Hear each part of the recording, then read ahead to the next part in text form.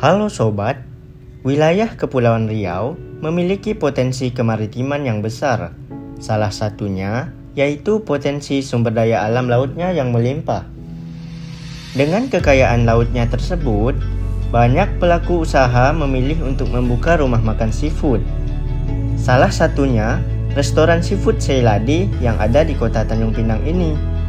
Nah, kali ini kami akan mengulik restoran Seyladi dan menggali informasi terkait supply chain management atau manajemen rantai pasok di restoran ini. Jadi, ikutin terus videonya ya. Pertama, kita kenalan dulu nih sama owner dari resto Seyladi ini, Bapak Ahok. Bapak Ahok membuka resto ini dari tahun 2019 loh. Lalu, bagaimana sih peran Pak Ahok selaku owner resto Seyladi ini? Bapak Ahok sebagai pemilik restoran seafood Seyladi yang sekaligus berperan sebagai juru masak di restoran Seyladi. Bapak Ahok selaku manajemen rantai pasok di resto Seyladi berperan untuk pengadaan bahan baku.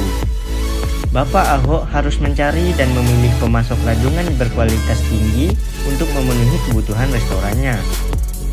Bapak Ahok perlu memantau persediaan rajungan secara teratur dan memastikan bahwa rajungan yang diterima dari pemasok memenuhi standar kualitas yang ditetapkan. Ia dapat melakukan pemeriksaan kualitas dan memastikan rajungannya segar dan bebas dari kontaminasi, serta perlu menentukan harga jual rajungan saus pedas secara bijak. Ini melibatkan mempertimbangkan biaya bahan baku, biaya operasional, dan keuntungan yang wajar. Selaku manajemen rantai pasokan di resto miliknya, Bapak Ahok mengidentifikasi dan memilih pemasok untuk memastikan kualitas dan keandalan pasokan bahan baku atau komponen. Dalam mengidentifikasi dan memilih pemasok, owner dari resto Seyladi ini melakukan riset pasar untuk mengetahui pemasok potensial yang menyediakan rajungan yang dibutuhkan. Ia biasa mencari informasi melalui internet atau berinteraksi dengan pemilik restoran lain. Owner resto Seyladi itu mengambil langsung pasokan kepiting rajungan dari nelayan baik lokal maupun luar pulau. Tidak hanya dengan satu nelayan saja, Bapak Ahok memilih sendiri nelayan mana yang menjual bahan baku rajungan yang sesuai standar dan kualitas resto Seyladi. Tentu saja komunikasi antara owner dengan pemasok itu sangat penting. Dari situlah kemudian dapat terjalin kerjasama antara pemasok rajungan dengan resto Seyladi. Untuk mengelola persediaan, khususnya rajungan, untuk memenuhi permintaan pelanggan sambil menghindari kelebihan atau kekurangan stok, Bapak Ahok melakukan peramalan terhadap permintaan pelanggan akan rajungan. Permintaan pelanggan ini bisa dilihat dari tren-tren penjualan sebelumnya loh, sehingga dapat diperkirakan jumlah permintaan pelanggan yang akan datang.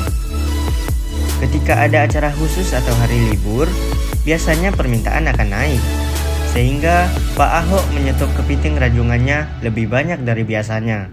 Atau ketika pelanggan akan memesan dalam jumlah banyak, maka pelanggan harus konfirmasi ke resto setidaknya H-7 sebelum acara dimulai, sehingga Bapak Ahok dapat melakukan pemesanan ke pemasok.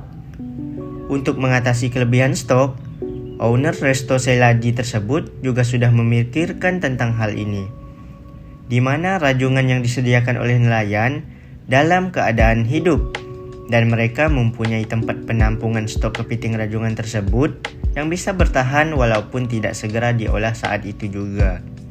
Untuk memastikan kelancaran aliran bahan baku dari pemasok, strategi yang diterapkan oleh Bapak Ahok adalah dengan cara selalu menjaga hubungan baik dan komunikasi yang baik dengan pemasok, baik itu dari nelayan sekitar ataupun nelayan dari pulau lain. Seperti yang telah dijelaskan sebelumnya, resto Seyladi ini memiliki lebih dari satu pemasok agar aliran stok rajungan lancar dan terpenuhi. Karena bahan baku seperti kepiting rajungan ini tidak selalu ada setiap waktunya.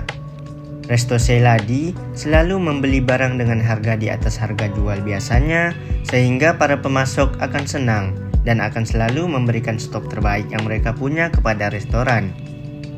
Untuk mengukur dan menganalisis kinerja operasional rantai pasokan pada produk rajungan saus pedasnya, Bapak Ahok memperhatikan beberapa hal berikut.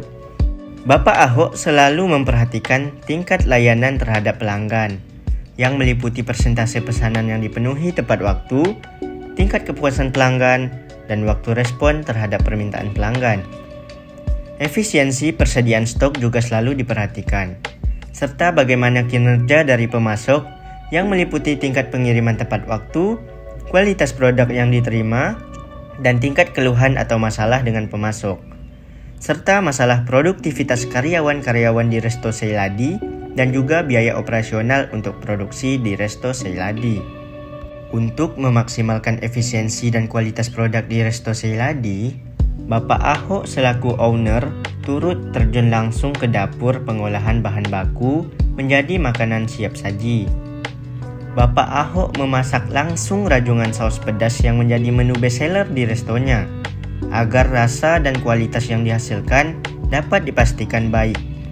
Bapak Ahok juga selalu memantau dan mengawasi kinerja para karyawannya agar bekerja sesuai prosedur, sehingga dapat memaksimalkan efisiensi dan kualitas produk mereka. Lalu, bagaimana sih alur proses pengadaan bahan baku di Resto Seyladi? Nah, kita lihat pada bagian alur. Pertama, pelanggan memesan menu rajungan. Nah, ini ada dua alur. Apabila bahan baku belum ready, maka resto akan memesan bahan baku ke pemasok atau nelayan. Tapi kalau bahan bakunya sudah ready, maka alurnya menjadi bahan baku diambil dari penampungan. Oke, kita akan jelaskan bahan baku belum ready. Nah, setelah pelanggan memesan menu rajungan, maka resto akan memesan bahan baku ke pemasok. Nah, ini dilihat lagi. Apabila bahan baku tidak tersedia atau nelayan tidak mendapatkan bahan baku yang dipinta oleh resto, maka pesanan akan di-cancel. Baik pesanan resto dan resto meng-cancel pesanan pelanggan. Tetapi apabila bahan baku tersedia dari pemasok, maka pemasok akan mendistribusikan pesanan ke resto. Setelah pesanan sampai ke resto, apabila tidak ada pesanan dari pelanggan, maka bahan baku tadi ditampung ke tempat penampungan.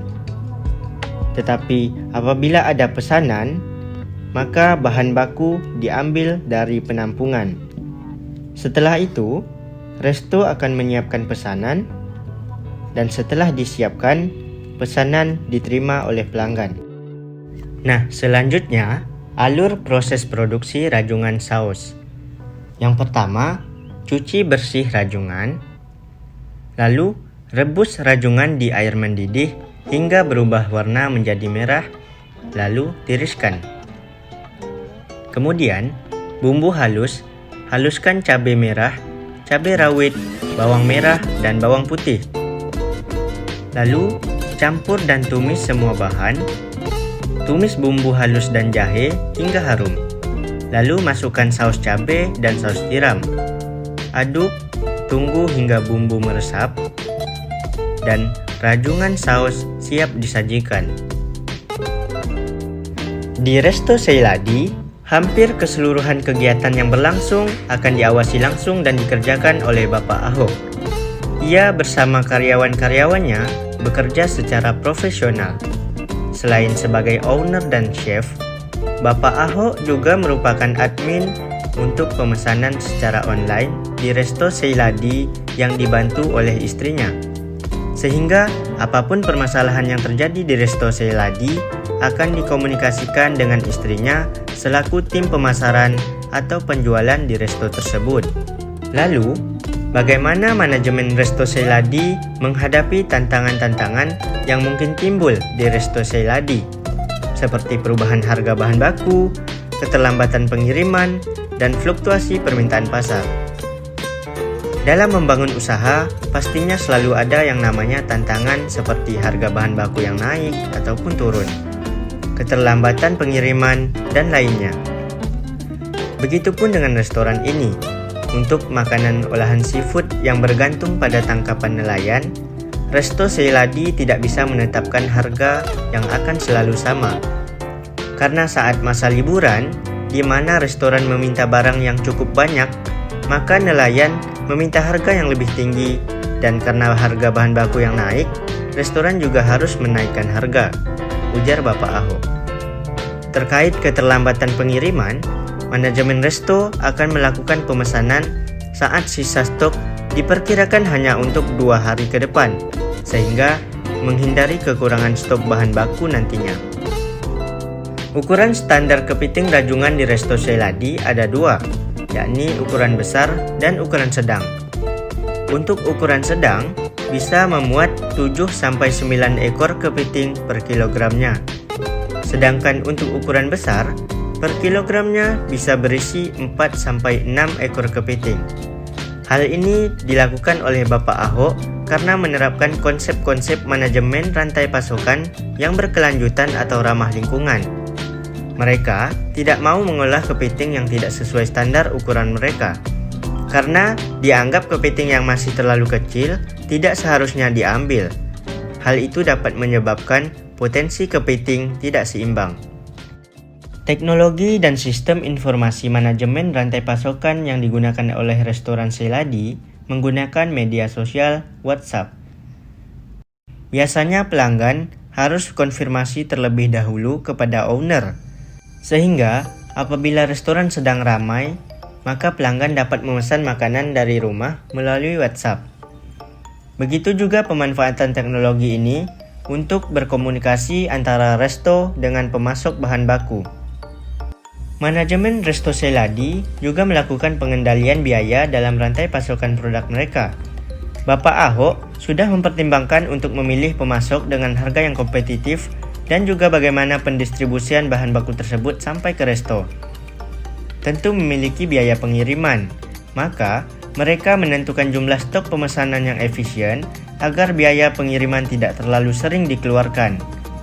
Di Resto Seyladi, karyawan yang dipekerjakan adalah ibu-ibu rumah tangga di sekitar Seyladi yang memang memiliki potensi sumber daya manusia yang baik dan dalam jumlah yang tidak terlalu banyak, sesuai dengan tingkat produktivitas di Resto Seyladi, sehingga biaya operasional untuk gaji karyawan menjadi lebih efisien.